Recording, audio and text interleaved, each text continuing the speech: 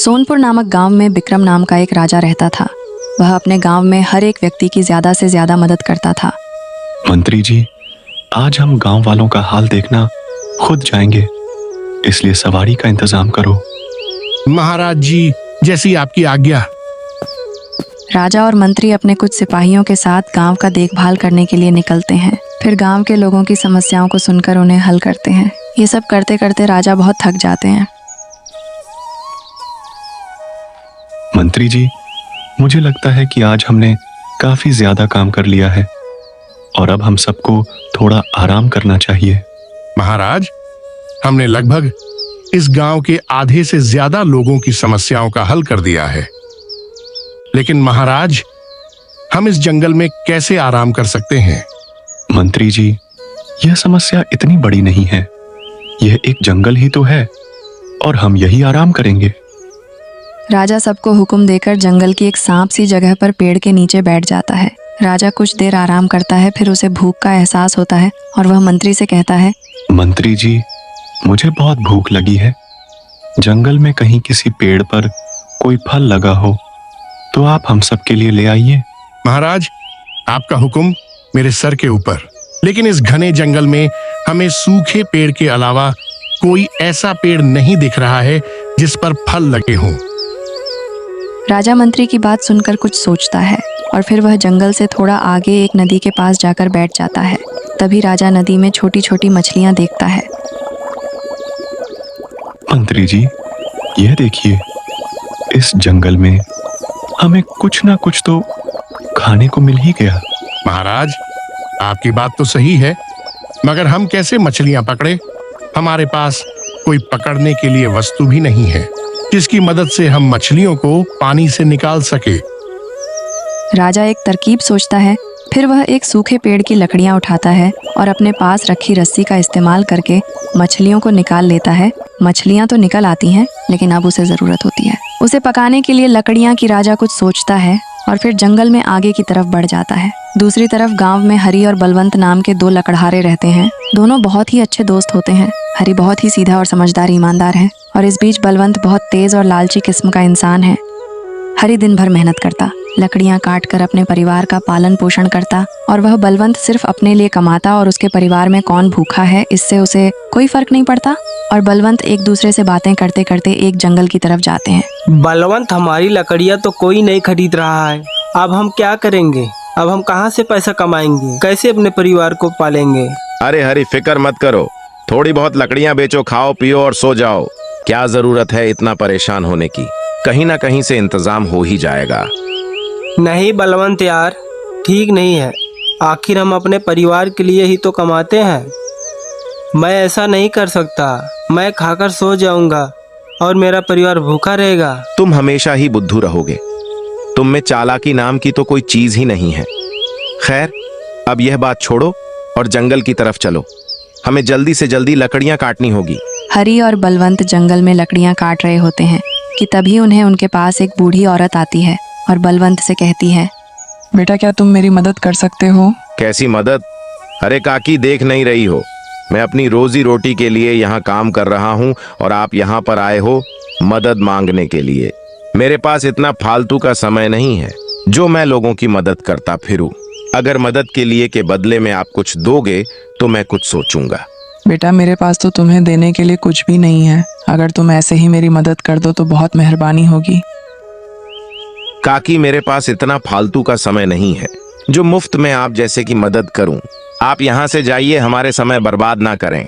बलवंत बूढ़ी औरत को वहाँ से भगा देता है, जबकि हरी यह सब सुनकर उसे बूढ़ी औरत से कहता है, काकी, मैं आपकी क्या मदद कर सकता हूँ? बेटा, ये जो तुमने इतनी सारी लकड़ियां काट कर रखी है, ये तुम मुझे दे दो। मुझे लकड़ी की जरूरत है। काकी, इतने सारे लकड़ियों का आप क्या करोगे?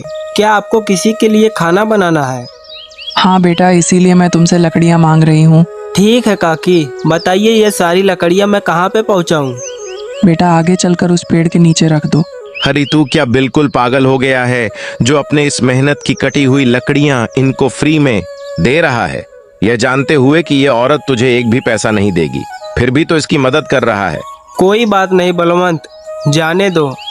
हो सकता है कि यह लकड़ियाँ आज इसके भाग में लिखी हो, मुझे इसका कोई अफसोस नहीं है। हरी लकड़ियां उस बूढ़ी औरत की बताई हुई जगह पर पहुंचा देता है और फिर वापस जाने लगता है कि तभी वह बूढ़ी औरत हरी को रोकती है और अपने हाथ में लिए झोले से एक पोटली निकालकर हरी को देती है। बेटा, मेरे पास पैसे नहीं है, लेकिन हाँ, ये छोटी सी दक्षिणा तुम रख सकते हो।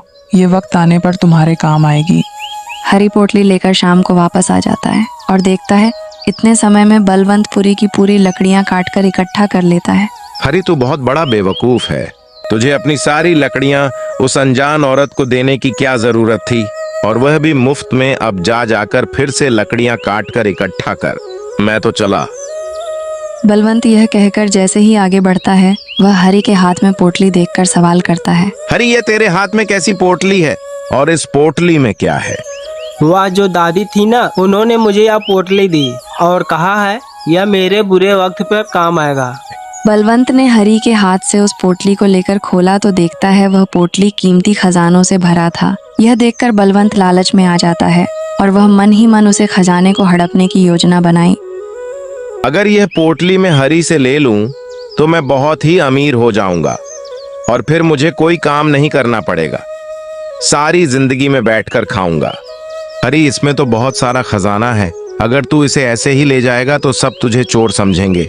एक काम कर, इस पोटली को इस पेड़ के नीचे छुपा दे और मौका देखकर ही इसे बाद में ले जाना। हरी बलवंत की बात सुनकर थोड़ा मुस्कुराता है, क्योंकि हरी काफी चतुर और समझदार था और उसे बलवंत की छलकर कहीं ना कहीं समझ में आ चुकी थी।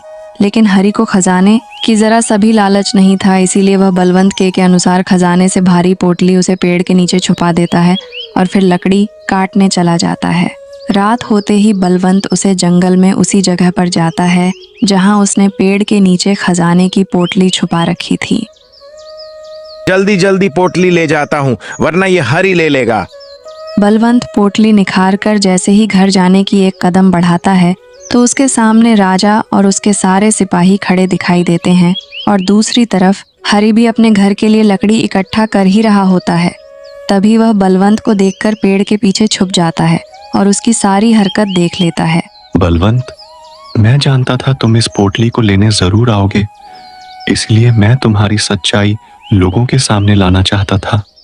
प्रणाम महाराज, मगर आप यह सब कैसे जानते हो? हरी, वह बूढ़ी औरत जिसको तुमने लकड़ियां दी और वह बदले में तुम्हें सोने से भारी पोटली दी, वह मेरे राज्य की है।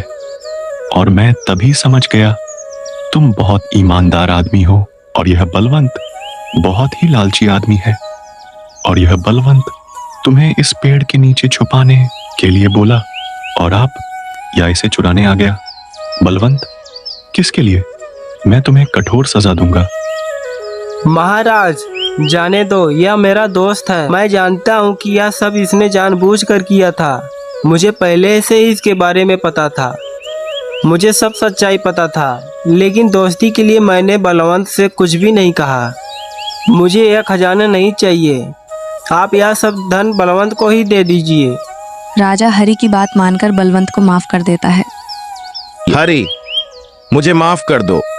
मेरी चालाकी के बारे में जानते हुए भी तुमने मुझे कुछ भी नहीं कहा, और अपने दोस्ती का फर्ज निभाते हुए, और मैं लालच में इतना अंधा हो गया था कि मुझे अपने दोस्त की अच्छाई दिखाई नहीं दी। मुझे माफ कर दो मेरे दोस्त। यह खजाना अब मुझे नहीं चाहिए। यह तुम्हारा है, तुम ही इसके असली हकदार हो।